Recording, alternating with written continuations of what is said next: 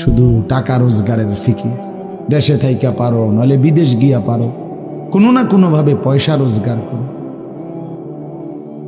টাকা রোজগার করলে মা বাপ খুশি, টাকা রোজগার না করলে না অখুশি, খালাস। এরপরে ইমান আছে কিনা, ইসলাম আছে কিনা, নামাজ আছে কিনা, কোরআন আছে কিনা, আল্লাহ চিনি কিনা, হালাল হারাম কিনা, জায়েজ না জায়েজ না, এত কিছু আমার দরকার। ফুতেরে জিগায়ও না যে ফুত কামাই যে করতেছ কি হালাল কামাই করো না হারাম, না এত কিছুর দরকার কি। টাকা দিতেছে, খাইতেছে, ঘুমাইতেছে, বিল্ডিং করতে আসে, জমি কিনতে আসে, আপেল মালটা খাইতেছে। এক ছেলে আমারে নিজে বলছে, আমি সবার ব্যাপারে বলি না, এক ছেলে আমারে নিজে বলছে, হুজুর আমি একটা দেশের নাম বলছে, যেই দেশে আমার কর্মটা ছিল, চলে আসছে ওই দেশ থেকে। আমার বলছে হুজুর আমার কর্মটা হলো এই, মদের বার, মদের হোটেলে নারী পুরুষ উলঙ্গ জিনা ব্যভিচার করে, আমার দায়িত্ব শুধু পাশে দাঁড়িয়ে মদের বোতল নিয়ে দাঁড়ায় থাকা, যতবার তারা চায় অতবার তাদেরকে মদ গ্লাসে ঢেলে দেওয়া, তাদের হাতে তুলে দেওয়া। এর বিনিময়ে আমার মাসে বেতন 2 লাখ টাকা। মুসলমান মুসলমান মুসলমানের সন্তান, বাংলাদেশের সন্তান। তো এই টাকা যখন বাবা খাচ্ছেন, বিল্ডিং করতেছে, কোনো টেনশন নাই। আমি আবারও বলছি, আমি সবার জন্য বলি না, ওই বলছে দিকে অট্টা কইছি, কথা বুঝছেন? আমি তো নাম ঠিকানা বলি না। হে আত্মীয়তার আইয়ুহাল কাতি', আত্মীয়তার সম্পর্ক ছিন্নকারী ব্যক্তি, আসো। এই জন্য ভাইয়ের সাথে যুদ্ধ করছো, বোনের সম্পদ নষ্ট করছো, চাচারে সম্পত্তি দাও নাই, এই জন্য, এই দুনিয়ার জন্য নাও, এখন না, এখন যা লাগে নাও। এইভাবে প্রত্যেক নাফরমান পাপীকে, হে হারামখোর সুদ করে দিগা, এখানে টাকা যা লাগে নে, নে বাটপার, এখান থেকে টাকা নে, কি পরিমাণ টাকা দরকার ছিল নে। এইভাবে রাসূলুল্লাহ সাল্লাল্লাহু আলাইহি সাল্লাম বলেন, দুনিয়ার এই সম্পদগুলো কথা বলবে আর ডাকবে, ডাকলে মানুষ আচ্ছা এটা তখন কেরম লিখবো, কথা বোঝেন নাই? এডিজন কথা বলবে, ডাকাডাকি করবে, মানুষ কি বলবে? লোকেরা তো সবাই দাঁড়াইছে, মানুষও তো দাঁড়াইছে, তারারই তো ডাকতেছে, তো তারা কি বলবে? ওয়াকালাল ইনসানু মা লাহা, আল্লাহ নিজেই বলতেছে, লোকেরা তখন মানুষগুলো বলবে মা লাহা, এটা কি হলো, আরে এটা কি কারবার, এগুলো কথা বলে কেমনে, এগুলো কি কয়, এরা আমারে চিনলো কেমনে, আমি যে সিটার, আমি বাটফারে চিন্না লাগলো, ইন্নারিল্লাহ, একেবারে পুরা ধরা অনবিচার আচার কিছুই শুরু হয়েছে না, এখনই বেজ্জুতি, বাকিটা তো অবস্থা খারাপ। মানে অর্থাৎ মানুষগুলো অবাক হয়ে বলবে মা লাহা, কি হলো জমিনে, কি হলো এগুলোর, এরা এমন করছে কেন, এরা কথা বলছে কেন? আল্লাহ বলেন ইয়াউমাইদিন তুহাদ্দিসু আখবারাহা, আল্লাহ তাআলা বলেন বান্দা হে কি দেখছো হবে, এই মাত্র দেখলা স্বর্ণ রূপ্য টাকা পয়সা কথা বলে, এখনো না দেখবা আসল খেলাটা। ইয়াউমাইদিন তুহাদ্দিসু আখবারাহা, আল্লাহ বলেন এখন দেখবা সরাসরি এই হাসরের মাঠে তোমার সামনে, তোমার পায়ের নিচের জমিন, তোমার পুরা জিন্দেগির কথা, তোমার যত তথ্য, ভালো কিংবা মন্দ, নেক কিংবা গুনাহ, তোমার সমস্ত কিছু রাতের কিংবা দিনের, একাকী কিংবা প্রকাশ্যের, গোপন কিংবা আড়ালের, আল্লাহর কসম জমিন সবটা এখন তোমার সামনে বলে দিব। ইয়াউমাইদিন তুহাদ্দিসু আখবারাহা, রব্বুল আলামিন বলেন জমিন সবটা কথা বলে দিবে, ভালোটাও মন্দটাও, আলোটাও অন্ধকারটাও, একাকীও অন্ধকারেও, প্রকাশ্যেও সবার মাঝেও সব বলে দিবে।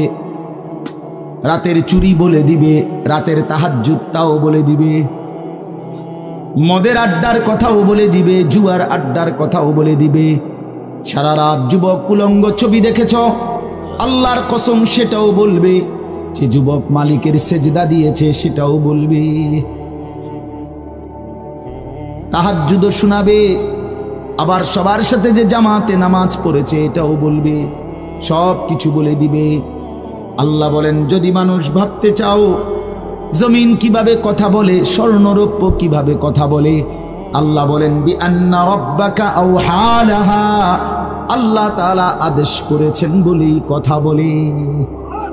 আল্লাহ বললে, হুকুম করিলে আল্লাহর গোটা কায়নাত, গোটা সৃষ্টি জগৎটাই কথা বলে। ওয়াশাহিদা আলাইহিম সামউহুম ওয়া আবসারুহুম ওয়া জুলুদুহুম বিমা কানু ইয়ামালুন। আল্লাহ বলে, হাসরের ময়দানে বান্দা, তোমার কান, তোমার চোখ, তোমার সারা দেহের চামড়া, জুলুদুহুম, তোমার সারা দেহের চামড়া, হাসরের ময়দানে তোমার পুরা জিন্দেগির কর্মকাণ্ড বলে দিবে। চামড়াগুলো বলবে, চামড়া, মানুষের শাহওয়াত চামড়াতে। এই জন্য সমস্ত যৌনতার ঘটনা, অসভ্যতার ঘটনা শরীরের চামড়া বলে দিবে। মানুষের শাহওয়াত চামড়া, কথা বুঝছেন কি? হ্যাঁ, চরমে চামড়ার মধ্যে শাহওয়াত, কামনা, বাসনা, যৌন চাহিদা। এই জন্য যত লোক দেখবেন বিভিন্ন হসপিটালে, যত ডাক্তার চর্মরোগের ডাক্তার, তত লোক যৌন রোগেরও ডাক্তার। হ্যাঁ, চর্ম ও যৌন রোগ বিশেষজ্ঞ, এটা একই বিষয়, একই চ্যাপ্টার। চামড়া মানে আল্লাহ তাআলা বলেন, তোমার চামড়া বলে দিবে কত রাত, কত দিন নারীর প্রতি অবৈধ আগ্রহ, অস্থিরতার, বেহায়াপনার, অসভ্যতা করেছিলে।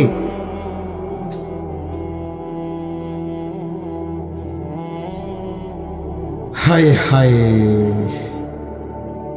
এজন্য নওজোয়ান ছেলে, তোমরা সবাই ভাই কষ্ট করে বসো, যে যে পাশে দাঁড়িয়ে আছো আল্লাহর ওয়াস্তে বসো, কষ্ট হলেও বসো ভাই, বসে শুনলে বরকত হবে। মোবাইলটা হাতের যাদের, এটা বন্ধ করে দাও। হাতে ধরা যেই মোবাইলগুলো, এগুলো বন্ধ করে দাও ভাই, এগুলো নামায় ফেলো। আমাদের চেহারার দিকে তাকাইয়া আল্লাহর কথা মনোযোগ দিয়ে শুনলে লাভ হবে। আসলে বাস্তবতা হলো, প্রতিটা আয়োজন কষ্টের আয়োজন। এক একটা মাহফিলের মধ্যে অনেক মেহনত করতে হয়। 2 টাকা, 10 টাকা, 20 টাকা, 50 টাকা একত্র করেই এরপর একটা মাহফিল। এক মুঠে কেউ টাকা দেয় না, অনেক জনের কাছ থেকে বারবার গিয়ে কষ্ট করে নিয়ে সবাই মিলে মিশে একটা মাহফিল। প্যান্ডেল, মাইক, পোস্টার, হ্যান্ডবিল, বক্তা, দাওয়াত দেওয়া, ঠিকমতো আসা, মেহমানদারি, আপ্যায়ন, সব মিলাইয়া অনেক কিছু, অনেক কাজ থাকে, অনেক পেরেশান। আমার মাদ্রাসায় আগামী 14ই ডিসেম্বর মাহফিল। তো গত 1 মাস থেকেই এই পরিকল্পনা, এটা হবে কোথায়, ওইটা হবে কোথায়, বক্তা বসবে কোথায়, শ্রোতা বসবে কোথায়, প্যান্ডেল হইলে কোন দিক দিয়া, এই কত কিছু যে লিখছি আমরা। তো এতে বোঝা যায় যে অনেক কিছু।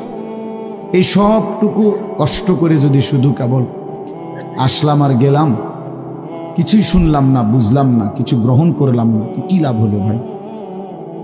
এই কষ্টের এই ইন্তেজামের মধ্যে ফায়দা কি? এই জুয়েল, ওর কথা বারবার আমার কাছে বলছে। মাঝখানে আমি গত বছরে খুব সম্ভব ডেট দিতে পারি না, তো আবদার ছিল, আমি এবছর বলছিলাম যে ডেট মিলাই দেব, তো দেওয়া হয়েছে। আসলে সবাইরই ব্যস্ততা, সবাই কষ্ট করেই ইন্তজাম করতে হয়েছে। এই জন্য আমি অনুরোধ করি, সময় আমরা ছেলেরা, তোমরাও ভাই বসো, ভাই ওই ছেলে বসো না বাবা, এনে বসো, বসো। এই ছেলেরা তোমরাও বসো ভাই, যে কদ্দুরে শুনো, অসুবিধা নাই, যতক্ষণই শুনো। ফ্যান্ট যদি বেশি সিফা হয় তো সোজাই আসো, বসো না। অনেকের ফ্যান্টে সমস্যা, এটা এত সিফা যে গোলামের প্যান্ট ফিন্দাই দিছে, এই জন্য এটা দিয়ে বসতে পারে। এটা জানুন না? না, এটা ঐতিহাসিক তথ্য, মানে দুষ্টামি না। যাদের প্যান্ট সিফা, এটা হলো গোলামের পোশাক, মানে কৃতদাসের পোশাক। হ্যাঁ, এটা হলো আফ্রিকান, যাদেরকে দিয়ে পৃথিবীতে কৃতদাসের কাজ করাইতো, অর্থাৎ এই ভেড়া, বকরি, উট, দুম্বা, এগুলো লালন পালনের কাজ করাইতো, তো তাদেরকে এরকম সিফা প্যান্ট কিনে, মানে টাইট, কেন? যাতে বসতে না পারে। হ্যাঁ সত্যি, এটা ঐতিহাসিক কথা, যাতে বসতে না পারে, কাজে যাতে ফাঁকি দিতে না পারে, এই জন্য এদেরকে এই চিফা প্যান্ট এটা পরায় দিছে। নাহলে এটা কোনোভাবেই সুস্থ স্বাভাবিক কোনো মানুষের পোশাক না।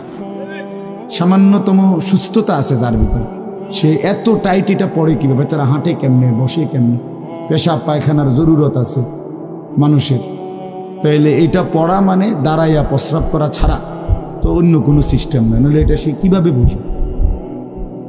তাইলে এত কষ্ট করে মানুষের পোশাক আল্লাহ তাআলা নাজিল করেছে।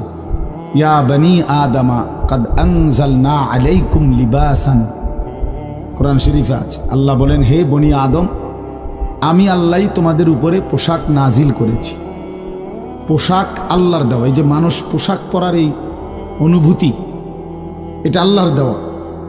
আদম আলাইহিস সালামকে আল্লাহ তাআলা সৃষ্টি করে পোশাক ছাড়া পেশ করে নাই ফেরেশতাদের সামনে। কি মনে হয় আপনার? খোলামেলা, বুঝছেন না কথাটা? তো ওনার গায়ে কি ছিল? পোশাক ছিল। তো আল্লাহ তাআলা যখন থেকে আদমকে সৃষ্টি করলেন, তখন থেকে আদমের গায়ে পোশাকও দিল, সেই থেকেই পোশাক। ইউয়ারি সাওআতিকুম ওয়ারিশা, এটা স্পষ্ট। আল্লাহ বলছে দুইটা উদ্দেশ্যে পোশাক দিলাম। এক, এটা তোমাদের লজ্জা ঢেকে দিবে, আর ওয়ারিশা, এটা তোমাদের সৌন্দর্যের উপকরণ হবে। তাহলে এটার মধ্যে একটা আর্ট আছে, সৌন্দর্য আছে, এটা লজ্জা ঢাকবে। এখন যদি লজ্জাই না ঢাকে